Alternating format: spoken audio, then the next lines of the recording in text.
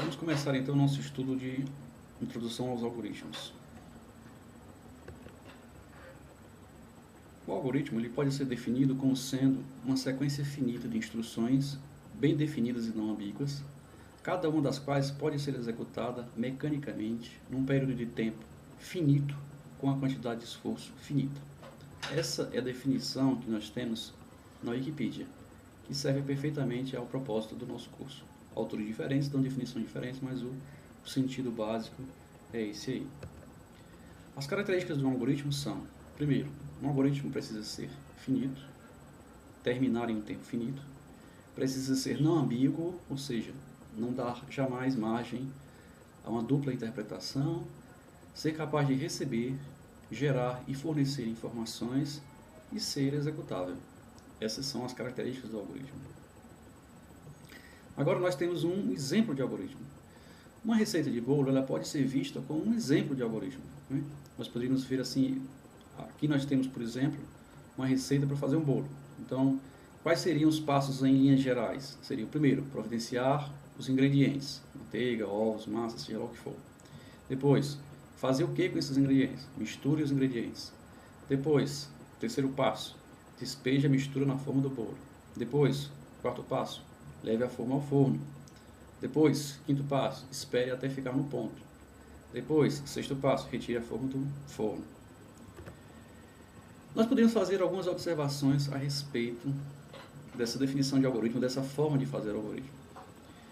A primeira pergunta que nós poderíamos fazer seria: o que é ficar no ponto? Né? Que tempo significa ficar no ponto? Ou que situação nos deixa no ponto? Então nós observamos aí que dá margem a duplas, pode dar margem a duplas interpretações. Para uma pessoa pode ser uma forma, de ficar no ponto é uma forma, para outra pessoa pode ser diferente. Qual a quantidade dos ingredientes? Também faltou nesse algoritmo dizer qual é exatamente a quantidade dos algoritmos.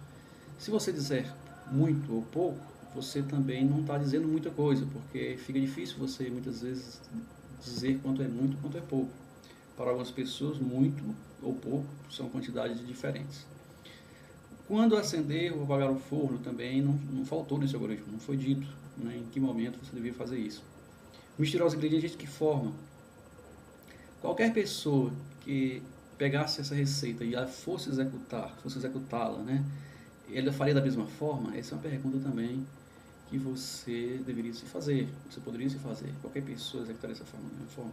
O que nós podemos concluir daí?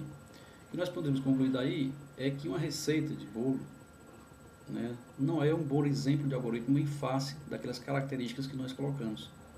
Porque a língua que nós falamos, seja ela português, inglês, francês, etc., qualquer língua, essas línguas são ambíguas, elas dão margem a duplas interpretações. E a compreensão de um texto, a interpretação de um texto é uma atividade difícil de fazer pelas pessoas. Então, corriqueiramente, além disso, corriqueiramente a comunicação é incompleta.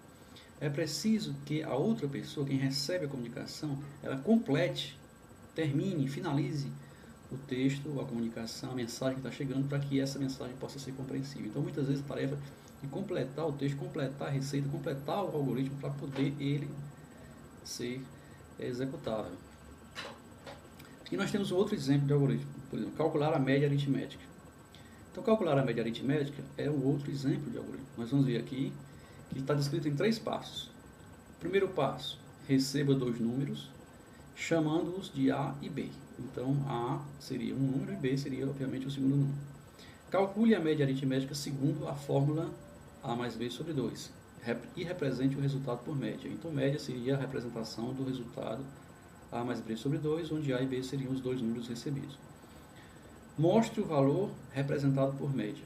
Então, mostre o valor representado por média. Isso aqui é uma receita também, uma forma também de dizer a alguém como calcular a média aritmética e como fornecer os resultados dessa média aritmética. Algumas observações nós podemos fazer a respeito desse segundo algoritmo.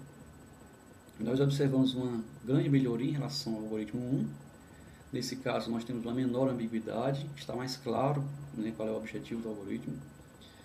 Esse algoritmo é possível de ser executado mecanicamente, dado que ele tem baixa ambiguidade, ou seja, as máquinas poderiam talvez executá-lo mecanicamente, Mas nós continuamos com aquela ideia de que, da forma como ele está escrito, é difícil, muitas vezes, para uma máquina executá-lo automaticamente. Por quê? Porque ele contém várias palavras em português.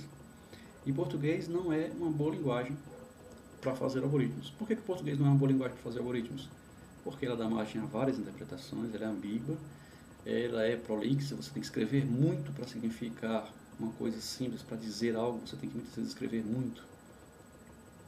Então, para fazer algoritmos que sejam mecanicamente executáveis, só resta uma solução, utilizar uma outra linguagem, uma linguagem que permita a sua execução automática, que seja não ambígua e que permita a execução automática dos algoritmos. Isso só é possível depois que foram criadas as linguagens algorítmicas. É preciso uma linguagem nova para se descrever algoritmos que possam ser executados mecanicamente.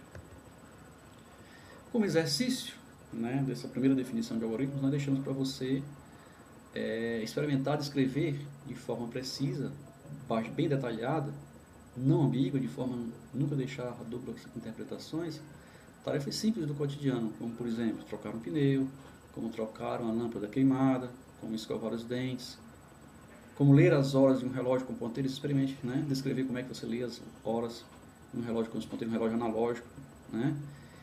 Como retirar dinheiro em um caixa eletrônico, né? E você vai observar nesse exercício que nem tudo é tão simples quanto parece. Aquelas tarefas que você faz repetidamente, que você faz automaticamente, você descrevê-las para que uma outra pessoa também faça automaticamente, não é uma tarefa nem sempre tão simples como parece. Bom, então, como é que eu represento os algoritmos, né? A representação dos algoritmos ela pode ser feita de duas formas. Ela pode ser feita na forma textual, através do texto, como nós vimos agora há pouco, né? O algoritmo se assemelha a uma receita, se assemelha a um procedimento de como fazer alguma coisa.